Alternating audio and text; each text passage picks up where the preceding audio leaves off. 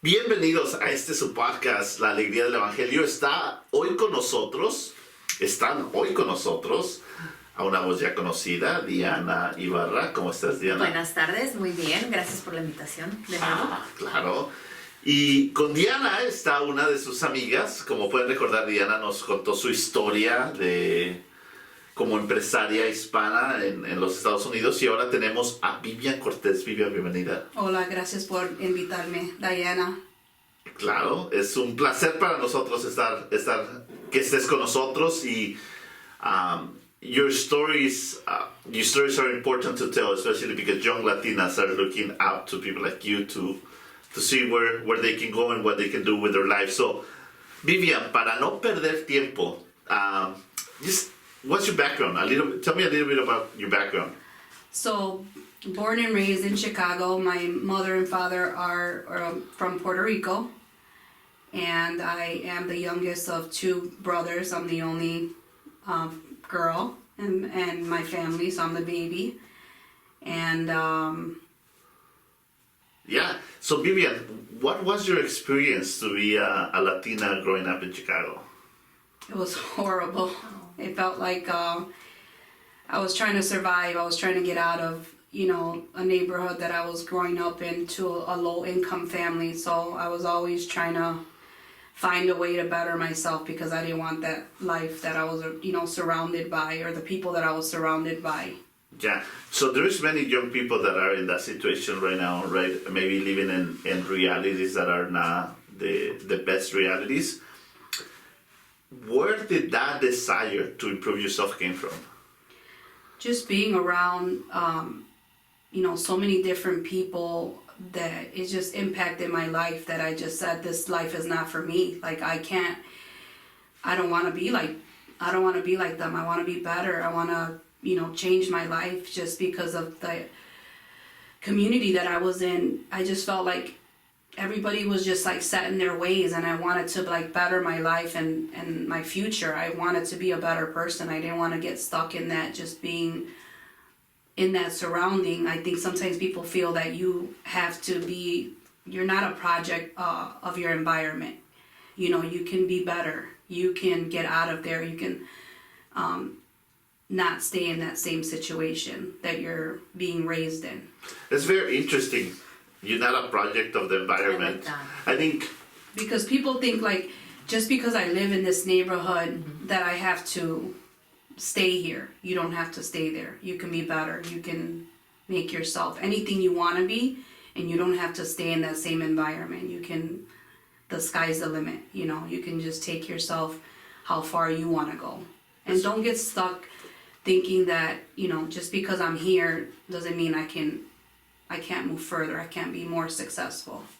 Yeah, I feel that a lot of young Latinos, we continue to struggle with the realities of many times difficult neighborhoods with violence, with gang violence. Chicago is the city in the country with we have the most gang violence per capita, per population.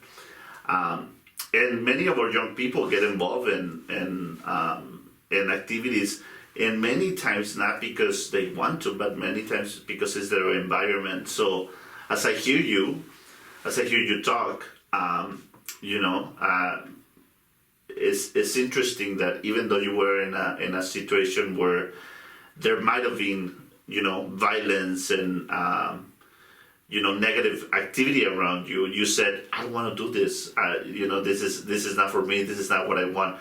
Where do you think that came from? It's interesting, because I think, science tells us that we become the perfect combination of the 5 closest people next to us, right? Or at least that's what we hear all the time, Júntate con lobos y vas a aprender a aullar, ¿verdad? Yeah. So it's interesting that you were in a negative reality, difficult reality, and you said, this is not for me. What do you think give you inspiration, or I don't know, like a light in the tunnel that said, you said, I think I can be better. I think I can make better decisions. A lot of times when you're growing up, you see your family members, you see alcoholisms, people, using drugs around you, family members in gangs around you, and all that.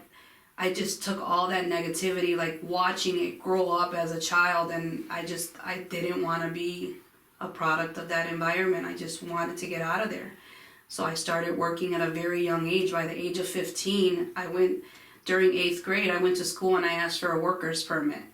Oh, wow. Where did you work? And it's funny because I went to get a worker's permit, and I went next door. There was a taco stand. It was called El Gran Burrito. And I went there, and they didn't want to hire me there because I was a girl, and it was all guys behind cooking the tacos. So I was like, well, let me try somewhere else. So I went to McDonald's, and I got along with the store manager. His name was Fernando. And he gave me a job as a second shift drive-through, at McDonald's. And by the age of 16, I became a manager there because I was always like trying to be a go-getter and not stay in the same, drive-through window or, takeout. I wanted to always be like in control and better all the time. By the age of 16, a manager. Yeah.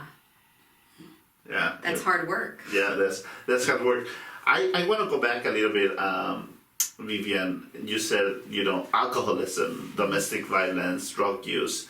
I think that that hasn't gone away in our community.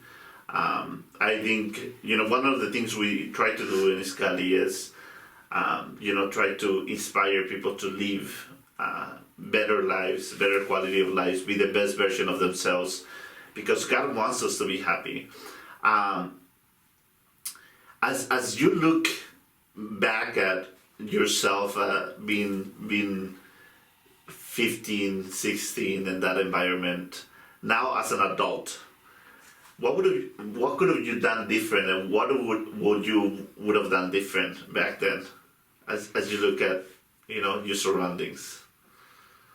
I'm happy that I did what I did growing up, because I felt like because I was in such a bad environment that I would go to high school during the day and then I would work at night.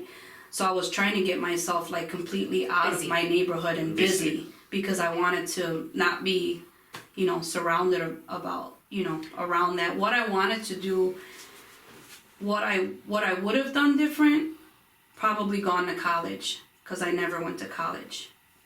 Even though I'm successful today and I own, 2 businesses, I would have gone to college just for the degree. That's interesting. Yeah, because I never went to college. You got a question? Well, I had a similar situation, but I had a question about you saying that you wanted to get out of that environment, so you decided to go get a job.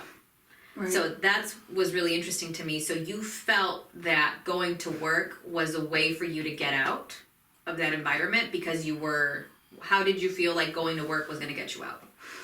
Because I felt like if I was home, I would get myself wrapped up in that environment of drugs and alcoholism and all that. I wanted to keep my mind and my body busy by having a job and not being around it. So if I wasn't around it, you wouldn't be tempted to do drugs or get into gangs or drink. So I wanted to be nowhere near any of that, so I wanted to keep myself completely occupied and busy at all times. That's so interesting for me. That's very, very interesting for me, because I think a lot of young people at that age, especially, I've seen it, a lot of young people at that age, you do what your friends do, right. And I think your story can serve as an example for young people that might be listening to us and saying, hey, you don't have to do what other people are doing, especially if those are not decisions that you want to take. You can always be different. So what I'm hearing you is that from a very young age, you decided, I want to be different. I feel that I can live my life in a healthier way, in a better way. How was your high school experience for you? High school was fun, but same thing. High school was, temptations. You had daytime parties. Should you go to school or should you go to the daytimes, they called it back then. So you cut class and, don't go to high school. You just basically go to parties all day and don't go to school. So high school was kind of rough because that was always there with everybody. Yeah, it's interesting, right? That your memory from high school is not looking for opportunities, not looking for colleges, not looking for mentorships, not looking for internships. Education. No. You know. And I feel that there's a lot of that continues to be the same. I feel that we as Latinos have kind of a responsibility to improve a little bit that for the next generation. So, what did you do after high school? So I got engaged when I was 18. So I got married in 2000 to my husband. And after I got married, I was working in the restoration industry. So I was in the restoration industry, got married at 20, started working in restoration, and been in the industry for 21 years. So how did it start? Before we started recording, you told me that this is a multi-million-dollar industry. Did you wake up one day and you said, I'm gonna get into restoration industry? I love cleaning things up. Yeah, how did that happen? So when I was at McDonald's, I wanted to obviously make more money, and so I went to work for a company called Safe Flight Auto Glass. They are big. They're really big in the glass and body shop industry, installing glass for cars. So there was a lady there. Her name was Lois Thomas. She was a sales rep at Safe Flight, and she said, "Hey, I'm moving over to a restoration company, and we need a Spanish, like a Latina, to come in and take these inbound calls because we don't have anybody that speaks Spanish to take down the information like after a claim is processed." So I was basically hired to be a receptionist at this restoration company. And you, hearing the stories, you said, I'm gonna get into this business. How was that thought process? Because I feel that, I talk to young people all the time, and all of them want to be entrepreneurs. All of them want to be, they want to have their own business. But I feel that a lot of the young people today are thinking, I'm gonna develop the next Snapchat. I'm gonna develop the next Facebook, right? Like, I'm gonna become a YouTuber. Yeah, like I'm gonna develop an app, and I'm gonna sell it to Apple and become, millionaire. And as I hear your story, you became a receptionist, and then how did you see the business opportunity? How was that? Like, I'm interested in that internal process because many people might be listening to us and you might have the business of your life right in front of you. If you're a receptionist, yep. Hey, whatever building you're working for, maybe that's the opportunity you're looking for, right? So I'm interested in understanding that process from being a receptionist to then saying, I'm gonna buy this place. How did that happen? So then I was working for Universal Restoration, right? And one of the guys that worked there, his name was Bob Chisholm. I worked there for about a year and a half. He said, "Hey, there's a new company in Chicago that's opening up, and I want you to come work over here with us. We're looking for someone to be like the head of the construction and kind of manage every of the day-to-day duties that has to do with construction, because restoration is basically construction, but we restore homes after fires, water, wind damage, anything that has to do with like catastrophe or things like that." So I said, sure, I'll take the job, and I started working there, managing. And mind you, when I started in restoration, back then I was making like $9 an hour just being a receptionist. And so he said, "Well, we'll pay you $14 if you come work over here." And back then I was 18 years old, making $14 an hour. That was good because I had started at McDonald's making minimum wage, which was $5.25. So that was a big jump for me. So I said, heck yeah, I'll take it.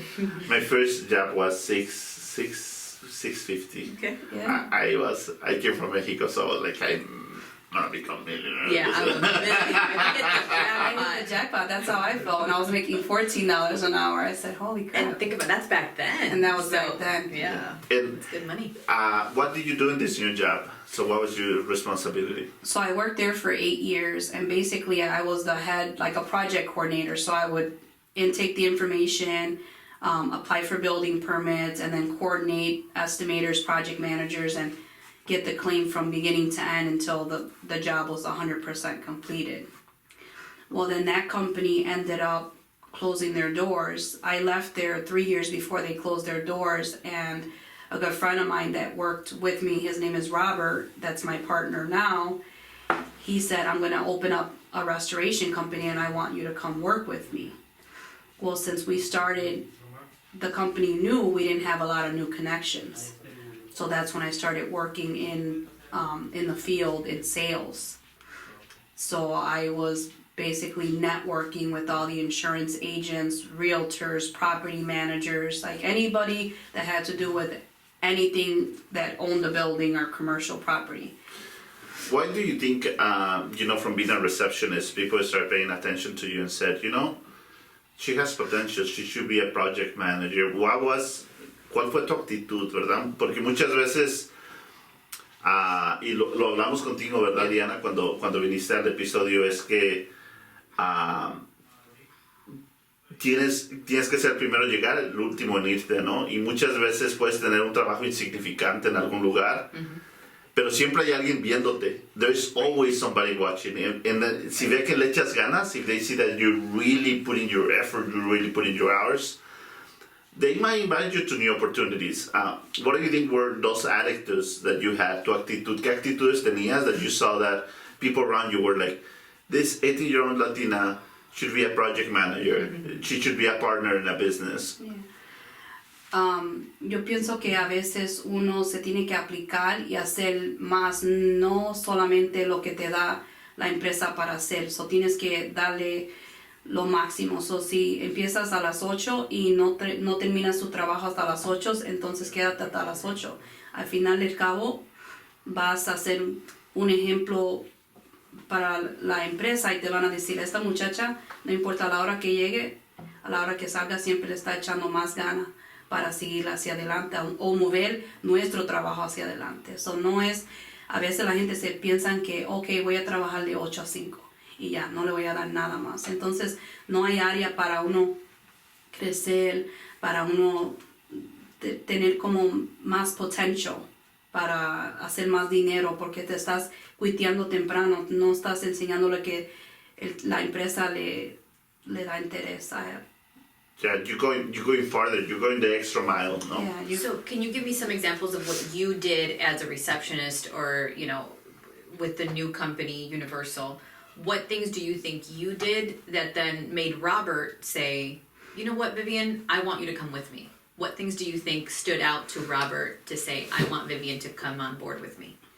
Because like I said, I always was the first person to get there and the last person to leave. I was always like the aggressor. Like I was always like, I want to get this done and I'm not leaving until I get it done.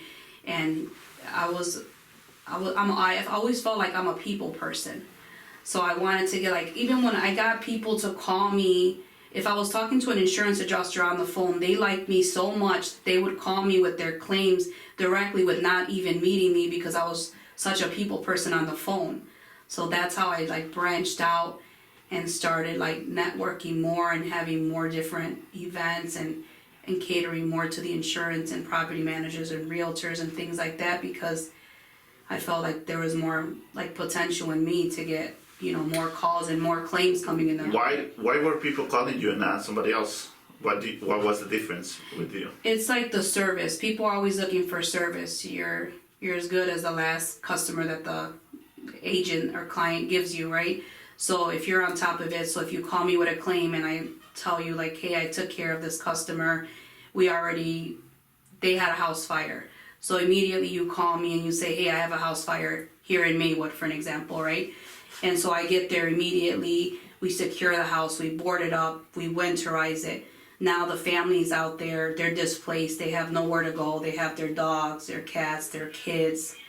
And I put them in the hotel right away at the Holiday Inn that has a kitchenette, and they have kind of like some kind of normal, somewhere to stay normal for a while.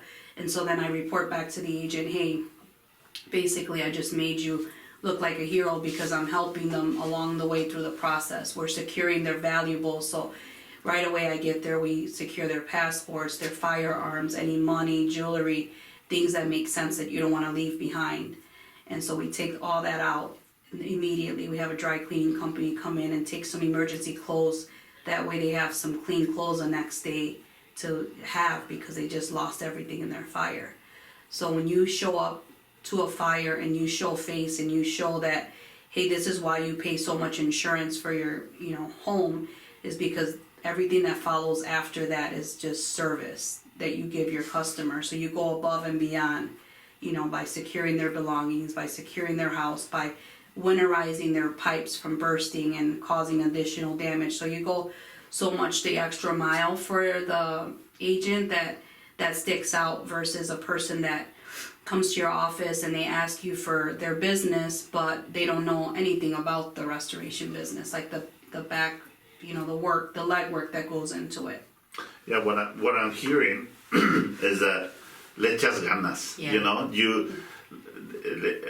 no sé cómo explicarlo en otro término, pero you take care of people, you take care of people, and people like to be taken care of. Mm-hmm. She does more. Yeah, I think is what I hear, and if it's okay, I'm hearing some similarities to my story, to some stories that we've heard, is that if you're the first one to arrive, the last one to leave, and if you do more than what's expected of you, naturally people will gravitate towards you, and naturally you're going to advance in whatever career path that you're in. They're going to notice. Someone's going to notice. They're always going to notice. Absolutely. That's wonderful. Vivian, some mentors, key people in your life that you said, this was important, because I think we always have people around us that want us to do better.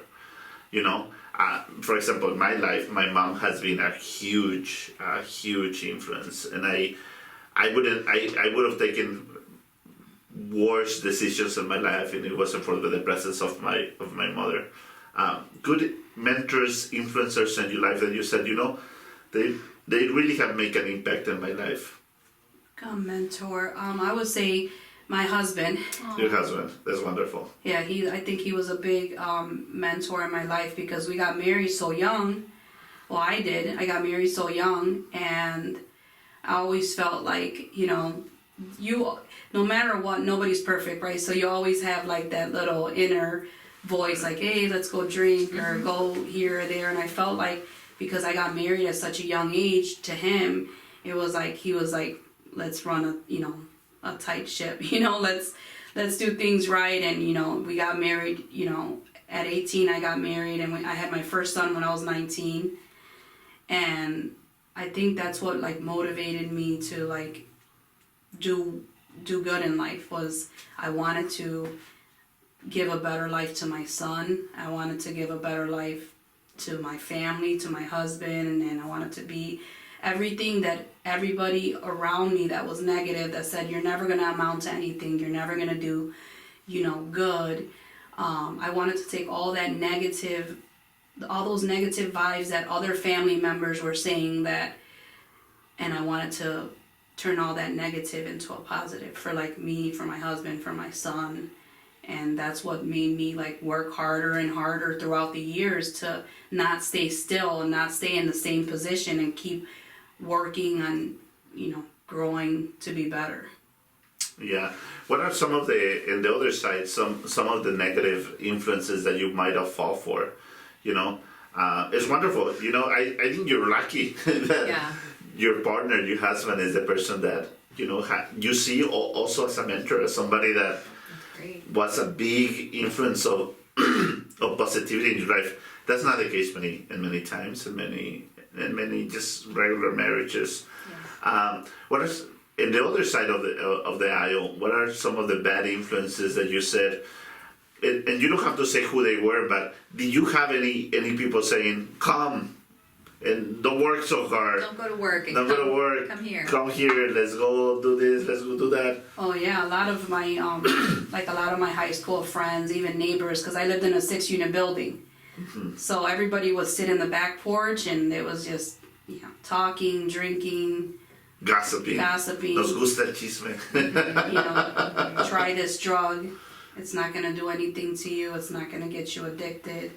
So I seen a lot of different, people that were around me doing all these different drugs, and I saw the way the different drugs like affected people. Mm-hmm. So I don't know if we're like allowed to say the drugs, but if you did an example, like mushrooms, it made you hallucinate.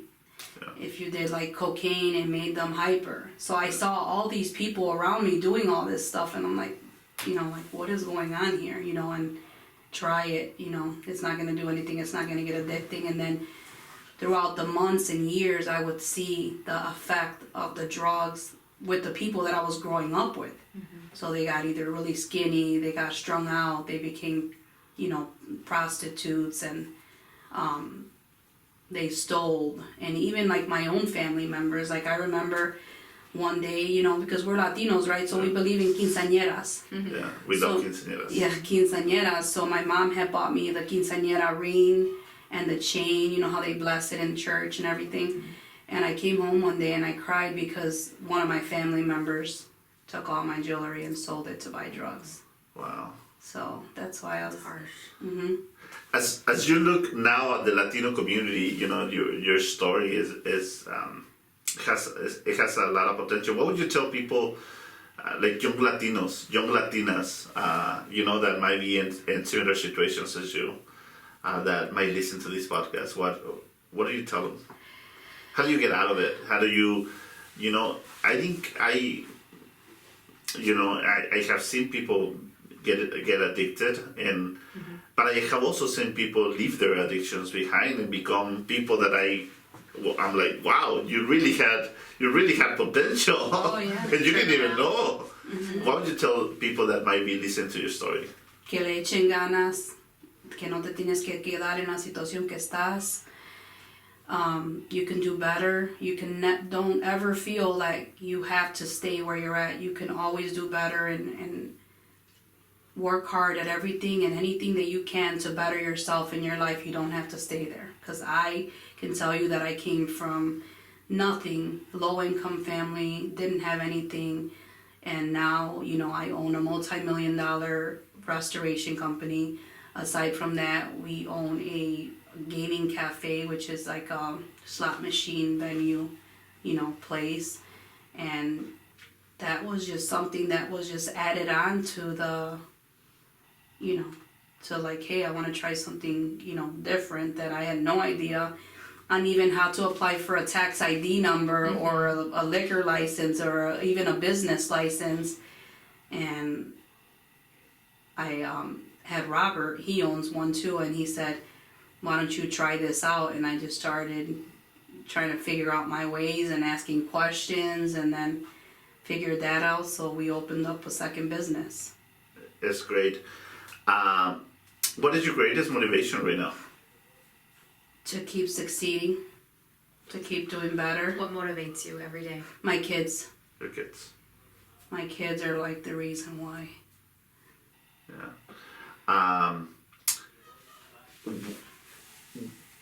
There's a lot of moms out there. I'm thinking of my sisters here, right? They have kids, and many times they said, like, I don't have motivation, and I'm like, you have your kids. My kids. Now, what would you tell, mamás que quizás están buscando nuevas oportunidades para ellas, para sus hijos? ¿Cómo vivir entendiendo y viendo a tus hijos como una motivación a salir adelante? Because I love it, right? Like, what is going to be any better motivation than your kids? Nothing. I also think it's important as women, right? And sometimes men don't see this part as a woman, and you did it with your kids, right? But to get started and learn how to juggle and manage everything that you have to do, right? As a woman, think about every role we have to fill, right?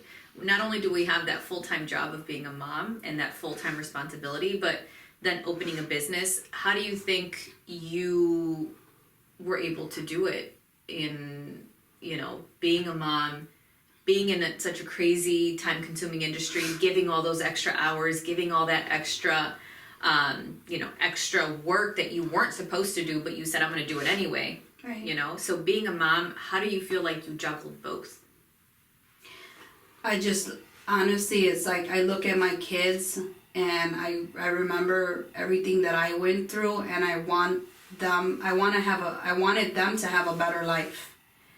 And by me working so hard and pushing myself like to the limit, I think that that's what like makes me be like as motivated as I am, you know, by, it doesn't matter. Like I get up at 7 a.m, I cook dinner because I don't know what time I'm going to come home at night.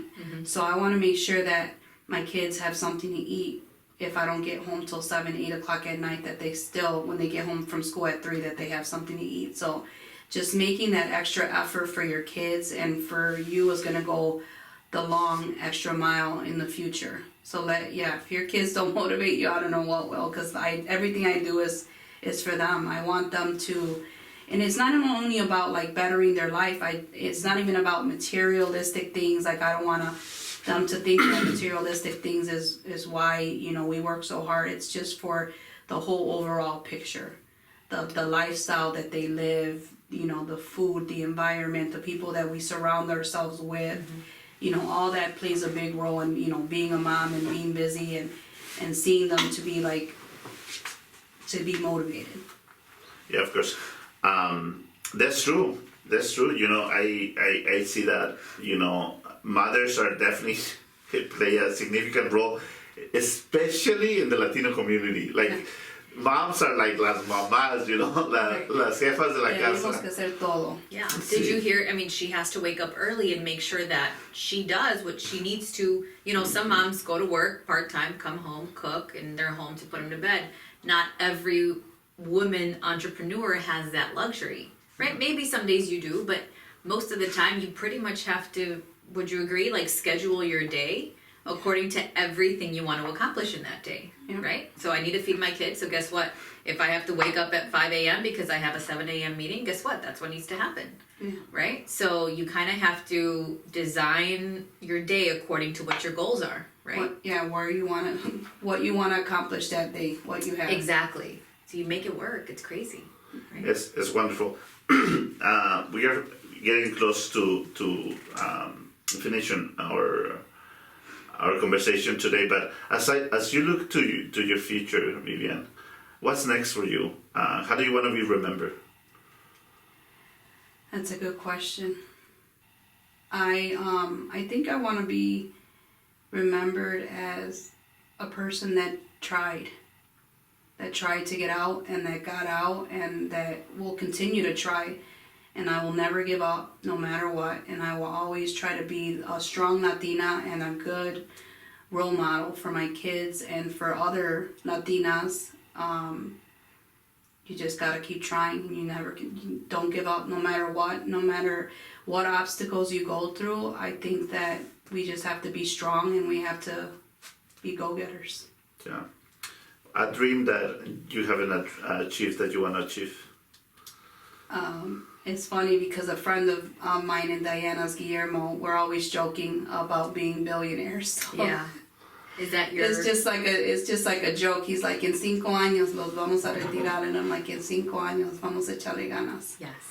Yes. So we're always trying to motivate each other to surround yourself with positive people and successful people and people that are going to build you up, and you know, don't surround yourself around negativity. And if it's there, try to stay away from that.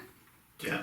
As you look young Latinas and young Latinos today, do you see yourself getting involved, making a difference in the Latino community? You know, there is younger versions of Vivian in Chicago that you know might be living also in an apartment building, thinking, you know, this is it. You know, this is what I want to do in my life. I have no other options.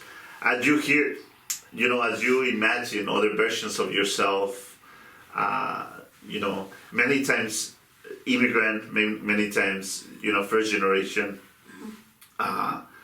we feel that vinimos a este país, pues muchas veces nos trajeron nuestros papás, muchas veces